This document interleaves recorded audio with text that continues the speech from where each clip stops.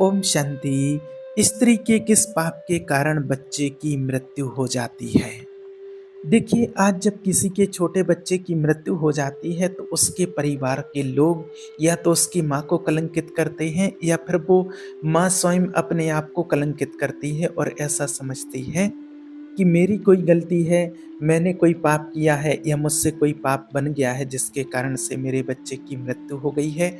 और ये सब कुछ जो भ्रम आता है, ये सिर्फ अंधश्रद्धावश और अज्ञान के कारण आता है, जिनके अंदर ज्ञान की प्रकाष्ठा नहीं होती है, जिनको इस बात का पता नहीं होता है, वो ही ऐसी बात करते हैं। तो आज इस टॉपिक पर वीडियो इसलिए बनाना पड़ रहा है कि मेरे पास 2-3 लोगों के ऐसे कमेंट काफ़ी लंबे टाइम से आए हुए थे, लेकिन एक जो कल ही कमेंट आया है और उसको पढ़ कर के मुझे लगा, उन्होंने व्हाट्सएप पर मुझे मैसेज भी किया कि इसके लिए ज़रूर आप सभी से स्पष्ट कहना होगा। देखिए क्या है, एक एक गोमती करके कोई बहन है, उन्होंने लिखा है, ओम शांति। मेरी शादी को 7 साल हो गए। 7 साल के बाद बड़े संघर्ष के बाद मैंने एक पुत्र को जन्म दिया। लेकिन जन्म देने के पहले मैंने चेकअप भी कराया था, सब कुछ बढ़िया था, लेकिन उसके बाद जब उस पुत्र का जन्म हुआ तो वो मृत जन्मा। मैंने एक मरे हुए बच्चे को जन्म दिया तो मेरी सासू माँ और मेरे परिवार वाले मुझसे घृणा करने लगे। उसके उपरांत जैसे तैसे करके माहौल ठीक हुआ, फिर 1 साल के बाद फिर मैंने दूसरे पुत्र को जन्म दिया। पुत्र स्वस्थ था, अच्छा था, जिससे परिवार में फिर से खुशियाँ लौट आईं। लेकिन भाई जी, वो खुशियाँ ज़्यादा दिन तक नहीं टिक पाईं। 2 महीने के उपरांत ही मेरे उस 2 महीने के बाद मेरे उस पुत्र की मृत्यु हो गई, जिसके कारण सब लोग मुझे पापन कहते हैं। और मुझे भी लगता है कि मेरे में कहीं न कहीं पाप है, कहीं न कहीं मेरे से गलती हुई है, जिस कारण मेरे पुत्र की मृत्यु हो गई है। प्लीज़ मुझे बताइए कि मैंने ऐसा कौन-सा पाप किया है? तो इस तरह से और भी कई लोग समझते हैं कि हमारी ही गलती है। तो देखिए, आज आप लोगों को स्पष्ट साफ-साफ शब्दों में बता देते हैं कि मृत्यु में किसी का दोष नहीं होता है, किसी के पाप के कारण किसी की मृत्यु नहीं होती है। अगर जो पाप आपने किया है तो उसका फल आपको मिलेगा।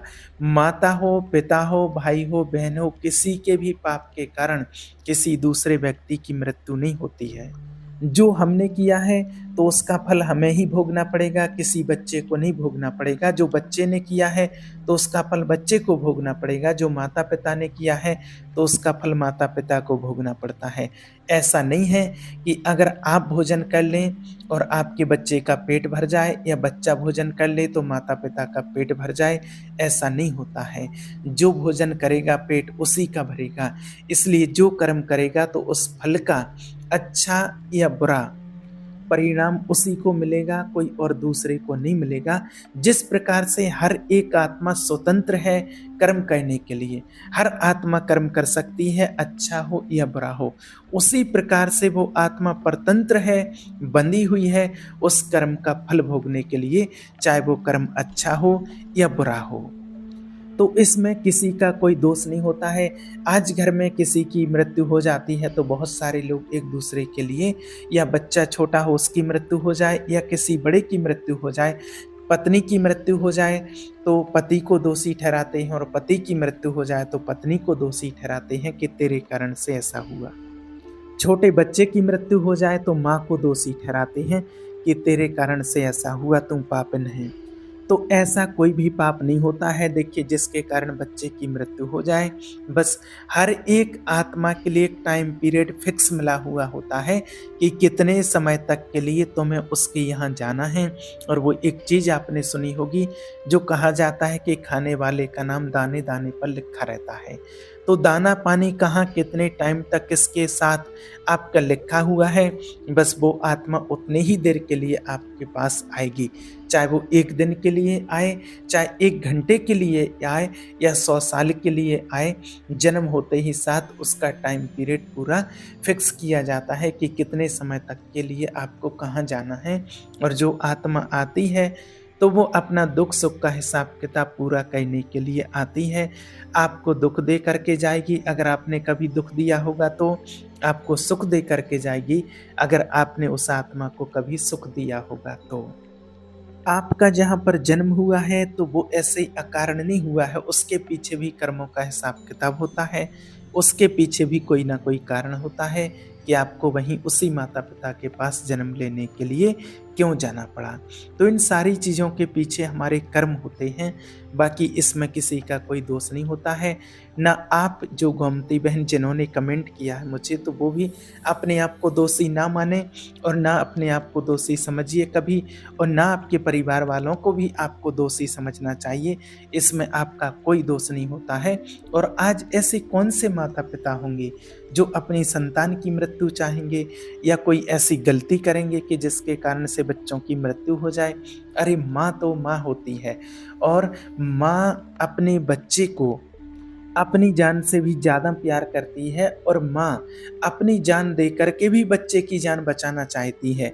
अगर ऐसा कभी मौका आ जाए और अगर कोई कहे कि तुम्हारे बच्चे के प्राण लेने के लिए आए हैं, लेकिन अगर तुम अपने प्राण दे दोगे तो बच्चे के प्राण बच जाएँगे, तो माँ उसके लिए तैयार हो जाएगी। बच्चा एक बार तैयार हो या ना हो अपने प्राण देने के लिए माँ के लिए, लेकिन माँ हरदम तैयार रहती है अपने बच्चे को प्राण देने के लिए, न्यौछावर करने के लिए। तो ये तो लोगों की गलत धारणा होती है, जो बेचारी माँ को ऐसा शब्द बोलते हैं और उसको कहीं पाप नहीं या कुछ भी बोलते हैं, ऐसा नहीं होता है। जो सासू माँ अगर ऐसा बोलती हैं, तो वो अपने अंदर खुद झाँक करके देखें। वो अपने अंदर चेक करके देखें, क्या वो खुद अपने बच्चे की जान लेना चाहेगी? अगर उसके बच्चे की कहीं मौत हो जाती है किसी कारण गलती से, तो क्या उसको जब कोई बोले तो कैसा लगेगा? तो आप खुद, जो अगर किसी स्त्री को, किसी माँ-बहन को ऐसा बोलती हैं, तो आप खुद चेक करके देखिए, क्या आप खुद ऐसे हैं? क्या आप खुद अपने बच्चे की जान लेना चाहेंगे? नहीं ना। तो जब आप नहीं चाहते हैं, तो दूसरी वो माँ है जो तुम्हारी बहू बन कर के आई है, तो वो कैसे अपने बच्चे की जान ले सकती है? आप खुद विचार कीजिए। तो इस प्रकार के भ्रम में आकर के आपको अशब्द नहीं बोलना चाहिए, ना अपनी बहुओं को घर से बाहर निकालना चाहिए। वो भी एक आत्मा है और उसके अंदर आत्मा है और उसके अंदर भी ममता है। वो जानती है कि ममता क्या होती है, और बच्चों में माँ की ममता बहुत अटूट होती है। और ये बात एक स्त्री ही समझ सकती है, स्त्री की भावना को, और अगर स्त्री ही स्त्री को ऐसा कहे तो उसकी भावना पर क्या ठेस पहुंचती है, कितना दुख होता होगा उस आत्मा को, आप खुद चेक करके देखिए। इसलिए आप सभी इस बात को एकदम कान खोलकर सुन लीजिए, क्योंकि और भी मेरे पास ऐसे कमेंट आते रहते हैं। ये तो बच्चे की बात है, कई बड़े बड़ों की भी जब मृत्यु हो जाती है तो वो लोग कहते हैं कि इनके कारण से हुई है। और बहुत बार कितने ही लोगों ने मेरे से पूछा है कॉल पर भी कि ये मेरे कारण मेरे पिताजी की मृत्यु हो गई है, मैं उसको कहीं अच्छे हॉस्पिटल में नहीं दिखा पाई हूँ, नहीं दिखा पाया हूँ, या पति की मृत्यु हो गई है, मैं अपने पति को अच्छी जगह नहीं दिखा पाई।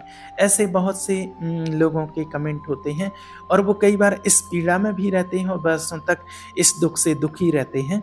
ये मेरे से काफ़ी लोगों ने सवाल किया है, तो उन सभी के लिए भी आज का यही जवाब है कि देखिए, जिसका समय आ जाता है, हर एक आत्मा एक निश्चित अपना टाइम पीरियड पूरा करने के लिए आती है।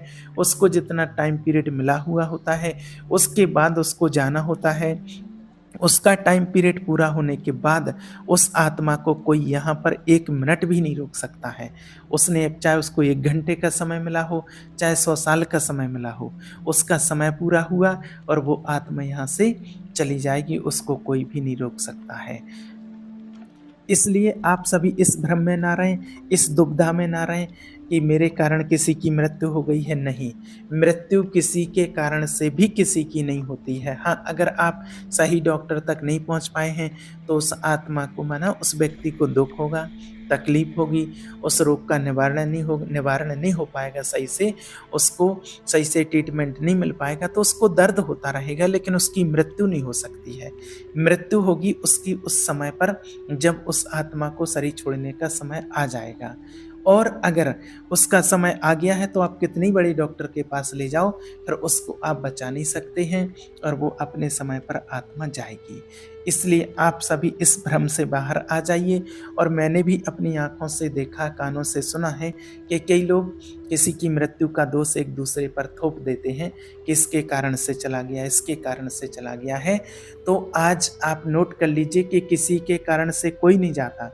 किसी के कारण से किसी की मृत्यु नहीं होती है। मृत्यु अपने समय पर होती है, जब उस आत्मा का समय आ जाता है तभी मृत्यु होती है। और मृत्यु सिर्फ़ एक बहाना लेकर के आ जाती है, आती ही है बहाना लेकर के, तो लोगों को सिर्फ़ एक कहने को बहाना हो जाता कि तुम उनसे ऐसा ना बोलते तो वो ऐसा ना करते, तुम उनको वहाँ ना भेजते तो उसकी आज मृत्यु ना होती। या तुम समय से वहाँ उस हॉस्पिटल में लेकर के जाते, उस डॉक्टर के पास लेकर के जाते तो मृत्यु ना होती। तो ये सिर्फ़ लोगों का एक भ्रम होता है। बाकी वास्तविकता तो ये है कि मृत्यु अपने समय पर होती है। जिस आत्मा का टाइम आ गया है तो उसको कोई रोक नहीं सकता है, और जिसका टाइम नहीं आया है तो उसको कोई भेज नहीं सकता है, यानी कि उस व्यक्ति की मृत्यु नहीं हो सकती है। इस बात को आप नोट करके रख लीजिए और अपने दुःख से बाहर आ जाइए। अपने भ्रम को त्याग दीजिए, जो आपने अपने अंदर भ्रम पाल के रखा है कि मेरे कारण से मेरे परिवार के किसी भी सदस्य की मृत्यु हुई है। ये बिल्कुल आपका भ्रम है और आप किसी को दोष मत देना। अगर आप किसी को दोष देते हैं तो आज से इसी समय से इस वीडियो को देखने के बाद आप किसी को दोष मत देना कि किसी के कारण किसी की मृत्यु हुई है। ऐसा नहीं होता है। ठीक है? ओम शांति।